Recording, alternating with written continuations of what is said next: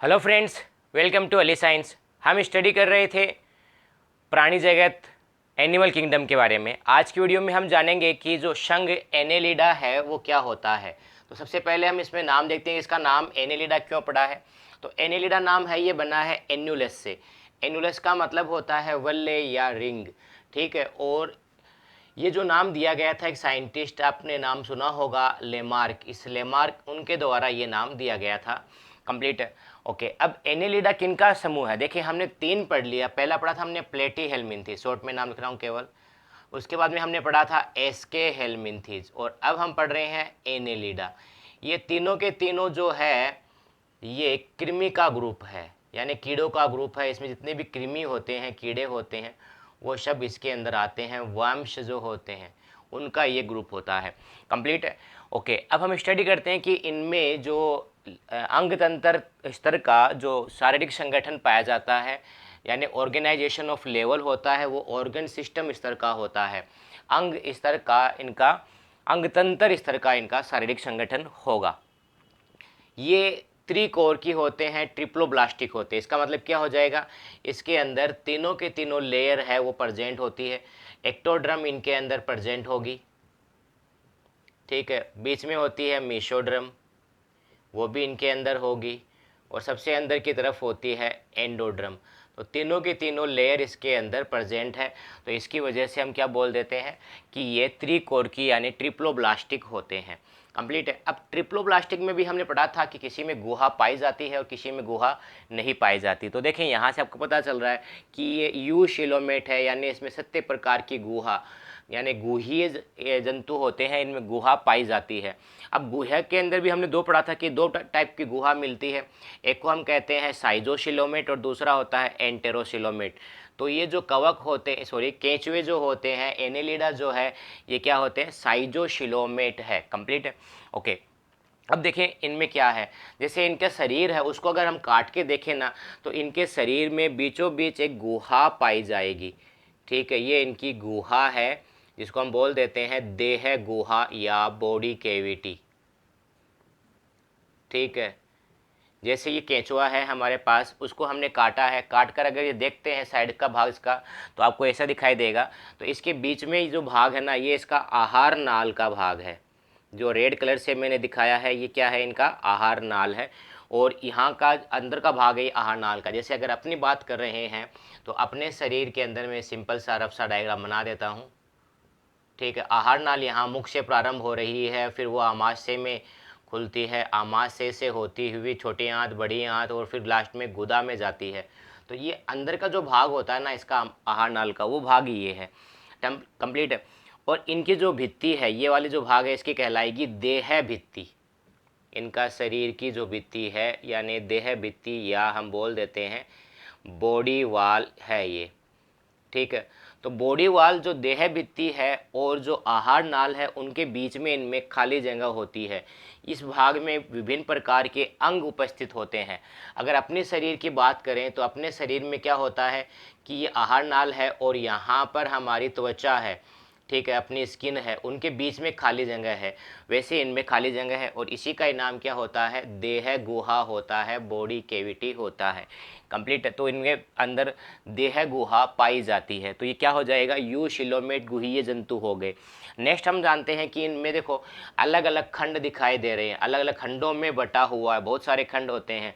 प्रथम खंड में इसके मुख होता है, अंतिम खंड में इसमें गुदा स्थित है। इसका मतलब क्या है कि इनमें खंडी भवन पाया जाता है, सेगमेंटेशन पाया जाता है, ठीक है। इसको हम कहते हैं मेटामेरिज्म, ठीक है। यानी हम बोल देते हैं वास्तविक खंडी भवन। तो एनेलिडा है, उनमें वास्तविक खंडी भवन देखने को मिलता है। अब देखो इसका मतलब क्या है, इसका मतलब ये है कि इनका शरीर है ना, ये बाहर से ऐसे खंडों में बटा हुआ है, छोटे छोटे खंडों में से, बाहर से तो खंडों में बटा हुआ दिखाई देता है, लेकिन शरीर के अंदर की साइड में भी ये इस तरह खंडों में बटा होता है। हर खंड अलग अलग होते हैं। तो ये बाहरी रूप से और आंतरिक रूप से, इंटरनली और एक्सटर्नली, दोनों टाइप से इसमें क्या है, सेगमेंट्स है, खंड है। तो हम कह देंगे कि ये खंडों में बटा हुआ है। तो इनमें क्या पाया जाता है, खंडी भवन पाया जाता है। कंप्लीट है। नेक्स्ट हम बात कर लेते हैं कि इनके अंदर देह भित्ति होती है, वो पाई जाती है देह भित्ति। और देह भित्ति है उसके देखो तीन भाग है इसमें। एक तो होता है बाहर की तरफ क्यूटिकल का आवरण, यानी इनके शरीर के ऊपर क्या होता है, क्यूटिकल का आवरण पाया जाता है। ठीक है, इंग्लिश में भी हम क्यूटिकल ही कहते हैं इनको। उसके बाद में इनमें अधिचर्म इनकी स्टार्ट हो जाती है, यानी एपिडर्मिस स्टार्ट हो जाती है, इसको अधिचर्म भी कहा जाता है। और सबसे अंदर की तरफ इनमें पेशी स्तर होता है। तो इनकी देह भित्ति किन से मिलकर बनी होती है, सबसे बाहर की तरफ तो हो गया क्यूटिकल, ठीक है। उसके बाद में इसमें क्या होता है, अधिचर्म, अधिचर्म बोल देंगे, या हम इसको बोल देंगे एपिडर्मिस, एपिडर्मिस कंप्लीट है। ओके, उसके बाद में क्या होता है, सबसे अंदर की तरफ होता है पेशी स्तर, ठीक है, मस्क्यूलर लेयर, मस्क्यूलर लेयर। तो इन सब तीनों भागों से मिलकर इनकी त्वचा है, जो देह भित्ति है, उसका निर्माण होता है। और इनके अंदर पेशी स्तर भी आपको याद रखना है कि इनमें दो प्रकार का पाया जाता है। एक तो पाया जाता है इनमें अनुदैर्ध्य पेशियाँ, ठीक है, लॉन्गिट्यूडनल, और एक होता है इनमें वर्तुल प्रकार की। तो अब ये तो हो गया इनकी सामान्य जानकारी हमने पढ़ ली है।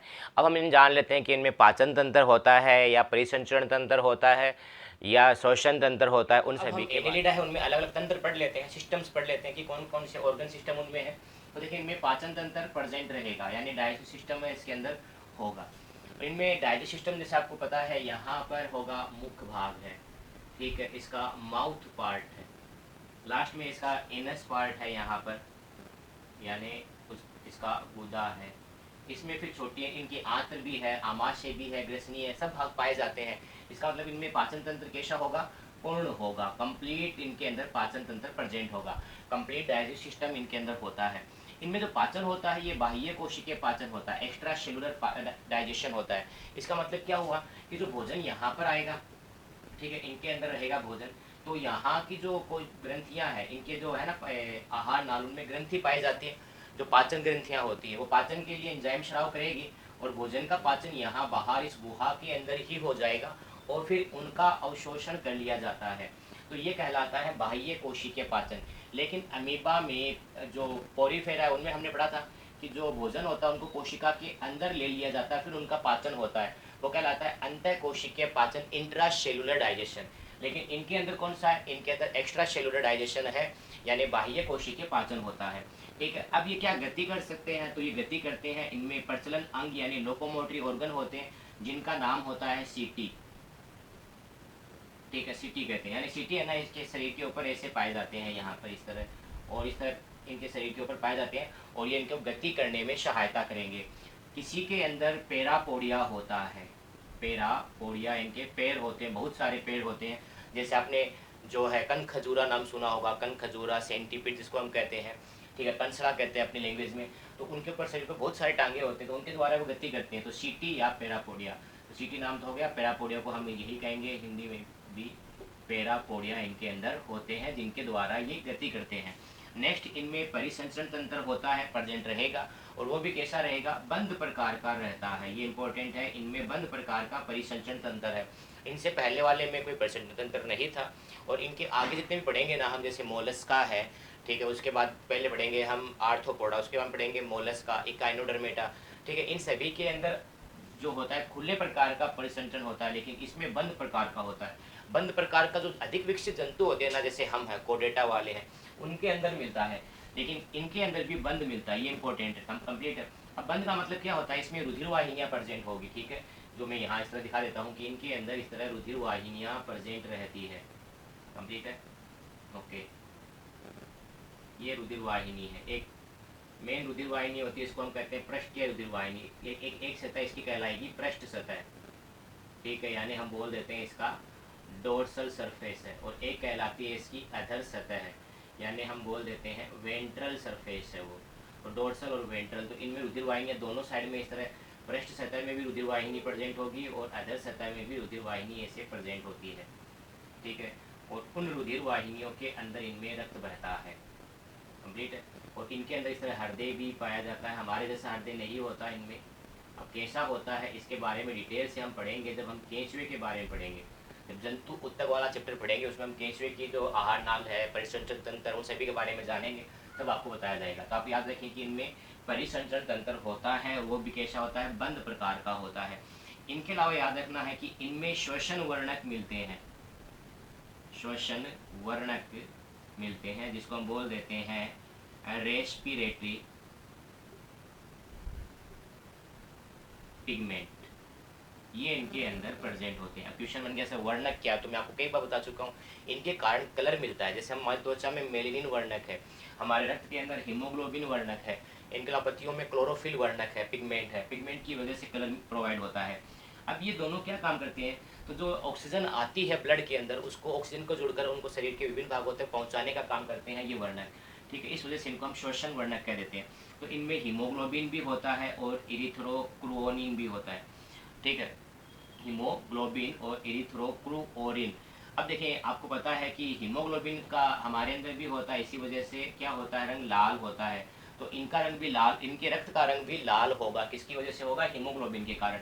एक वर्ड मैंने आपको बताया था इरिथ्रो, ठीक है, इरिथ्रो, इरिथ्रो का मतलब भी मैंने आपको बताया था लाल, ठीक है। तो इसकी वजह से भी रक्त का रंग कैसा हो जाएगा, लाल और हल्का सा गुलाबी, लाल गुलाबी रंग होगा, ठीक है, रेड एंड पिंक कलर होगा रक्त का रंग। तो ये दोनों वर्णक इनके रक्त के अंदर पाए जाते हैं, इनके ब्लड में दोनों रेस्पिरेटरी पिगमेंट प्रेजेंट है।